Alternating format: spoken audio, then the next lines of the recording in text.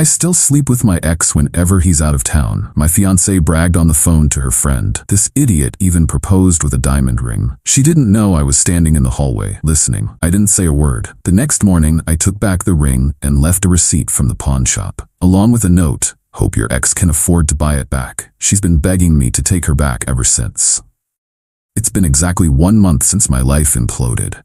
1 month since I discovered that the woman I planned to spend my life with saw me as nothing more than a punchline in conversations with her friends. 1 month since I executed what I thought was justified revenge. Now I'm sitting in a hotel room across the country, drinking bourbon neat, wondering if I went too far. Let me back up. Melissa and I met through mutual friends 3 years ago. Smart, ambitious, drop-dead gorgeous. She was everything I thought I wanted. She works as a prosecutor for the district attorney's office, which is how we met when I testified as an expert witness in a case. We moved in together after a year, and I proposed 6 months ago with a ring that cost me nearly 3 months' salary. 2-carat princess-cut diamond, platinum band, custom design. She cried when I got down on one knee, said it was perfect. Said I was perfect. I travel frequently for work. I'm a forensic accountant investigating financial fraud for several major corporations. The money's good, but the schedule is brutal. 3 or 4 days a week on the road, constantly in airports and rental cars. Melissa said she understood, said she was proud of my work ethic. Last month, I was scheduled for a 3-day trip to Seattle. Typical client meetings, nothing unusual. My flight was at 10 a.m., but around 8:30, my client called. Their CFO had a heart attack overnight, meetings postponed until next week. Just like that, my trip was canceled. I texted Melissa from the garage. Trip canceled, coming back upstairs. No response. Not unusual, she was probably in the shower. Our condo has a split-level design. You enter on the lower floor, where the garage access is, then head upstairs to the main living area. As I climbed the stairs with my luggage, I heard Melissa's voice. She was on the phone, laughing about something. Probably telling her friend Susan about the ridiculous proposal story she'd seen on Instagram yesterday. I was about to call out when I heard my name. And Scott has no idea. None. She was speaking loudly, almost shouting to be heard over the bathroom fan.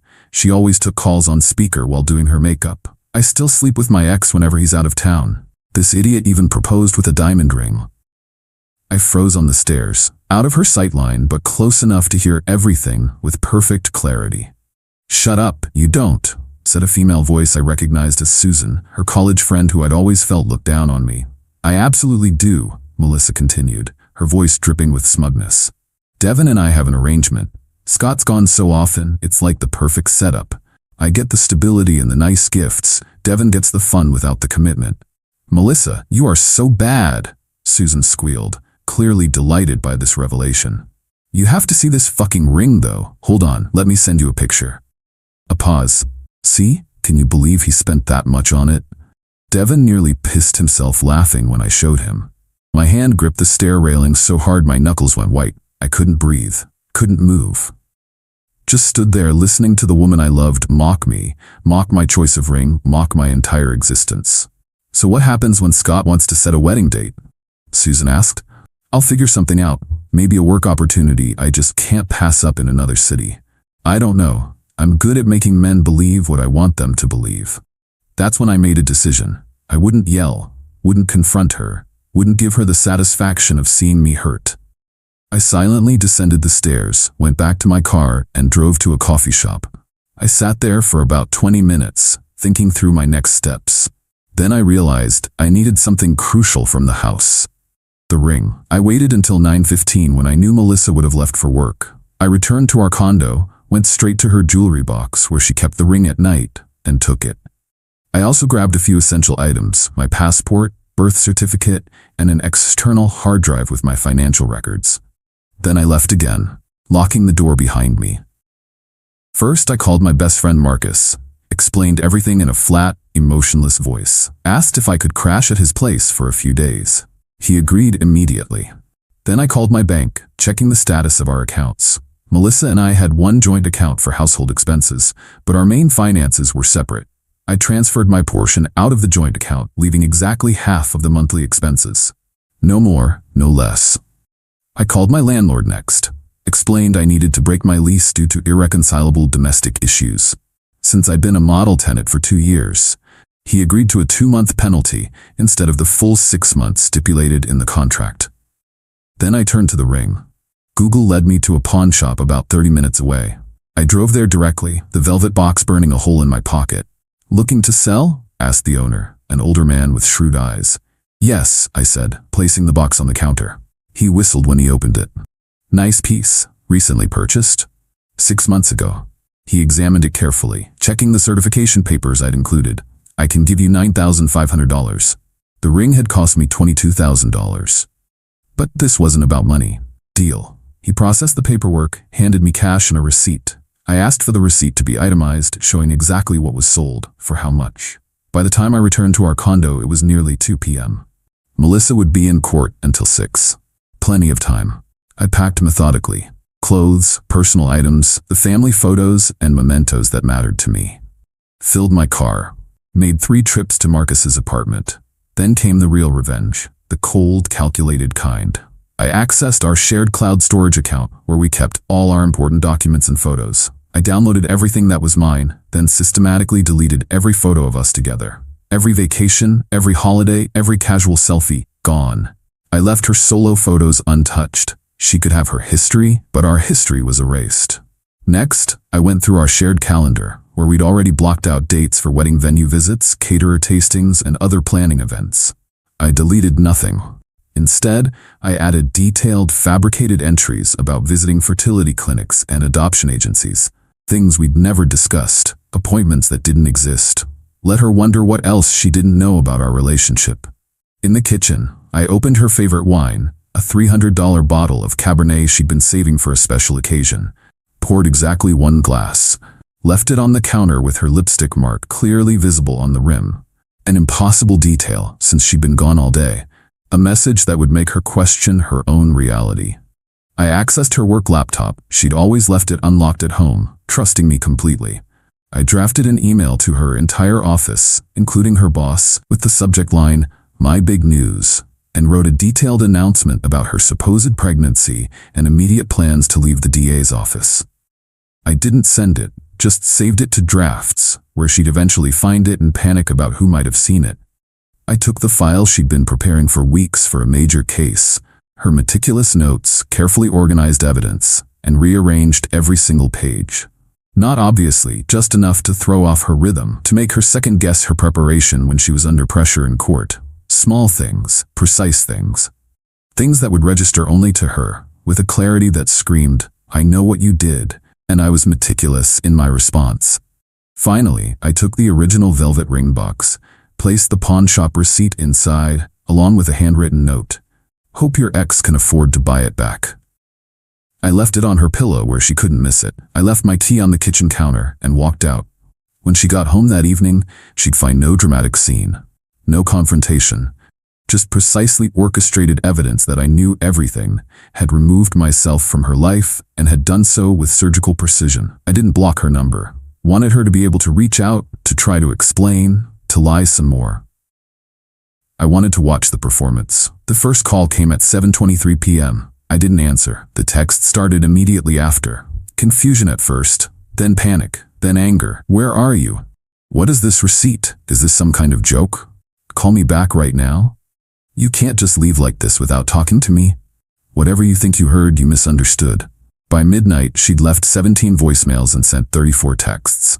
I listened to each message, read each text, and responded to none of them. The next day, she showed up at my office. I'd anticipated this, warned security. They escorted her out.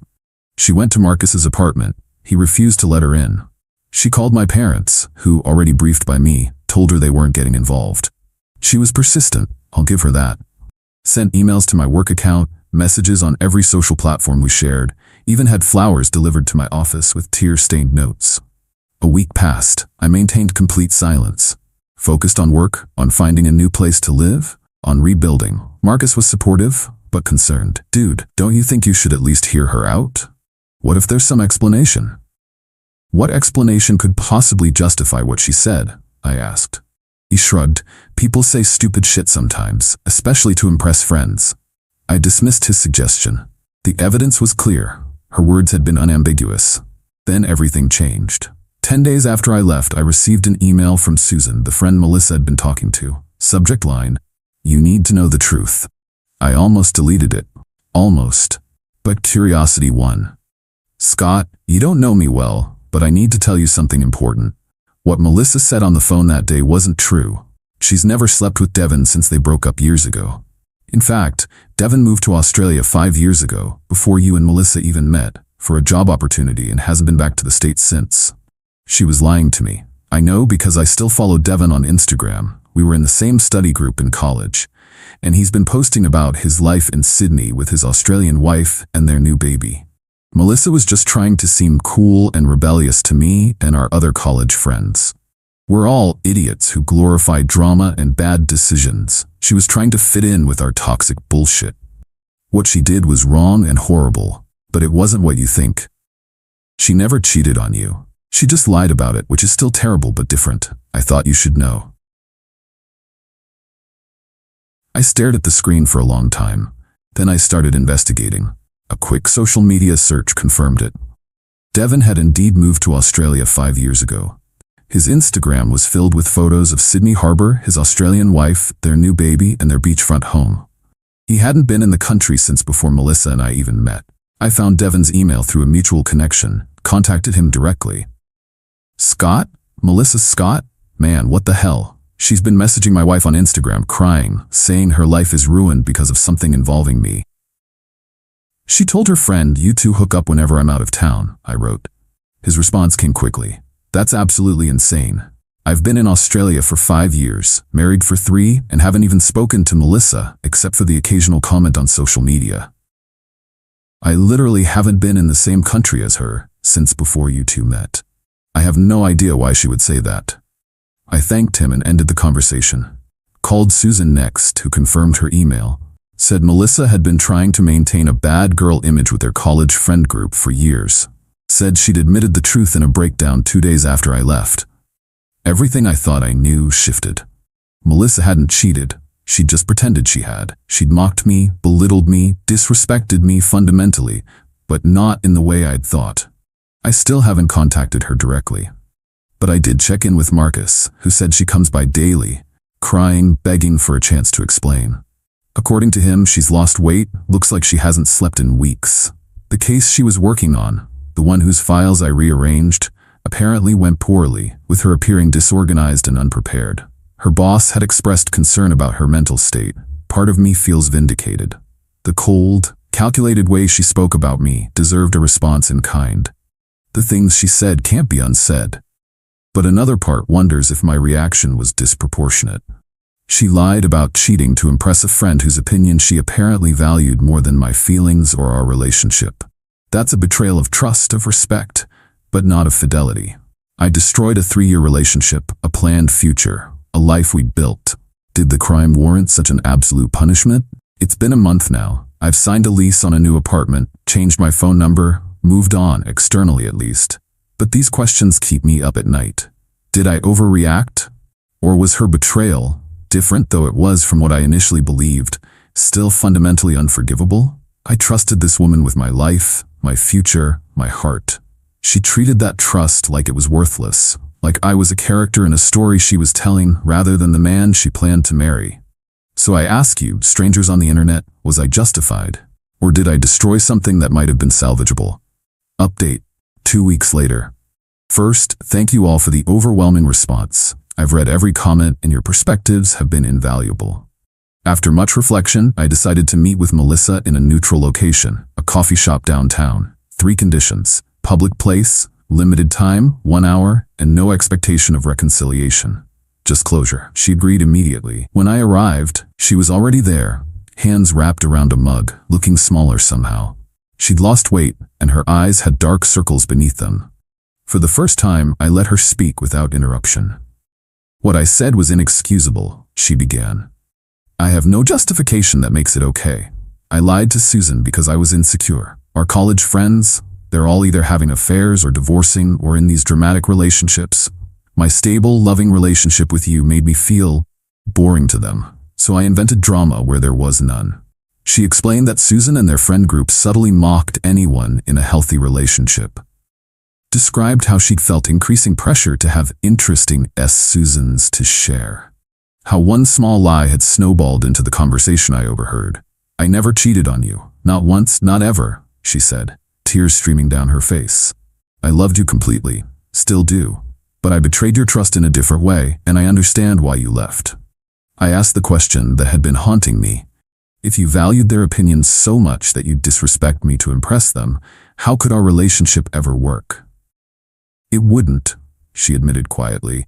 "I've spent every day since you left realizing how twisted my priorities were. I've cut ties with Susan and that entire friend group, started therapy to understand why I would sabotage something precious for validation from people who don't actually care about me." She also addressed the professional fallout from my revenge. The rearranged case files had caused her significant embarrassment in court. The draft email I'd left on her computer had given her a panic attack when she found it. The wine glass had made her question if someone had been in their home. My calculated response had hit every target perfectly. "You're very good at what you do," she said quietly, referencing my forensic accounting skills. "You dismantled my life with surgical precision." We talked for the full hour. No raised voices, no dramatic scenes, just two people picking through the rubble of what we'd built and lost. In the end, I told her I forgave her, but that forgiveness didn't mean reconciliation. The trust was broken. Not because she'd cheated, but because she'd revealed a fundamental disrespect that couldn't be undone. She asked if I'd ever consider trying again. I told her honestly that I didn't know, that we both needed time and space to grow separately before that question could even be approached. As for the ring, she'd actually gone to the pawn shop the day after finding my note, bought it back at a significant markup. She brought it with her to our meeting, tried to return it.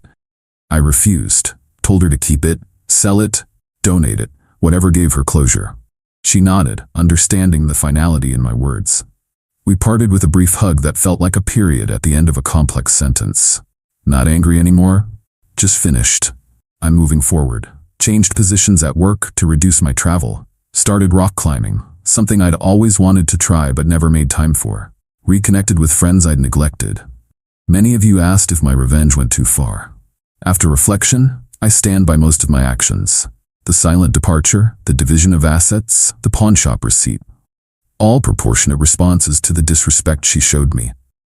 The more subtle acts, rearranging her case files, the draft email, the wine glass trick, may have crossed into psychological warfare, but they were precise expressions of hurt rather than broad destruction. What I regret is not giving her a chance to explain before I executed my exit strategy.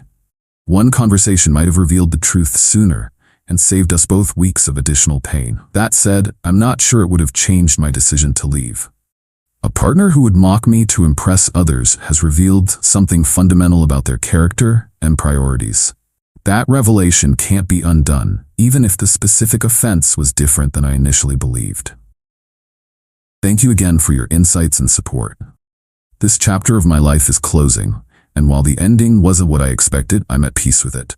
Final update 3 months later. This will be my last post on this situation, as there's been a resolution of sorts. Melissa and I have had several more conversations over the past months, each meeting more measured and honest than the last. She's continued therapy, made significant changes in her life, let go of toxic friendships, changed jobs, focused on building authentic relationships. I've done my own work too, understood why I reacted so extremely to her betrayal, how my parents' turbulent marriage left me with a hair-trigger response to any form of deception. We've been dating again, cautiously, starting fresh rather than trying to rebuild what was broken. Different rules, different boundaries, different expectations. The ring remains with her, but not as an engagement symbol. More like a reminder of how easily something valuable can be lost through carelessness. I don't know if we'll make it long-term. There's still work to do on both sides. Trust rebuilds slowly, like a bone healing after a clean break, stronger at the fracture point, but forever marked by the injury. What I do know is this: sometimes the most brutal revenge isn't necessary. Sometimes people deserve a second chance, not because what they did wasn't wrong, but because what they do afterward demonstrates genuine change. That said, I have zero regrets about how I handled the initial situation. The shock of my departure, the meticulousness of my response, these created the rupture necessary for authentic transformation on both sides. Sometimes relationships don't end because they're beyond repair. They end because they need to be rebuilt from the foundation up. Whether Melissa and I ultimately succeed doesn't matter as much as the fact that we're both becoming better people through this process. More honest, more direct, more aware of our own patterns and triggers. For those facing similar betrayals, trust your instincts, but verify your facts. Respond with purpose rather than pure emotion. And remember that forgiveness is a gift you give yourself, whether or not you choose to continue the relationship. I'll end with this. The pawnshop owner recognized Melissa when she came to buy back the ring. Told her I'd been completely stoic when selling it. No anger, no sadness, just calm determination. She said that image haunted her more than if I'd raged or cried. The quiet dignity of someone who knows exactly what they deserve. Whatever happens next, I intend to maintain that dignity. Not out of pride, but out of self-respect. Thank you all one last time for being witnesses to this chapter of my life. Your collective wisdom helped guide me through the darkest moments towards something I never expected. Not just survival, but growth. Edit. To those asking about the specific revenge tactics I employed, yes, finding the draft pregnancy announcement email nearly gave her a heart attack, and the rearranged case files significantly damaged her reputation at work temporarily. The wine glass trick apparently had her installing security cameras and checking for signs of intrusion for weeks. These weren't grand, destructive gestures, just precisely targeted strikes that made her feel exactly what I felt.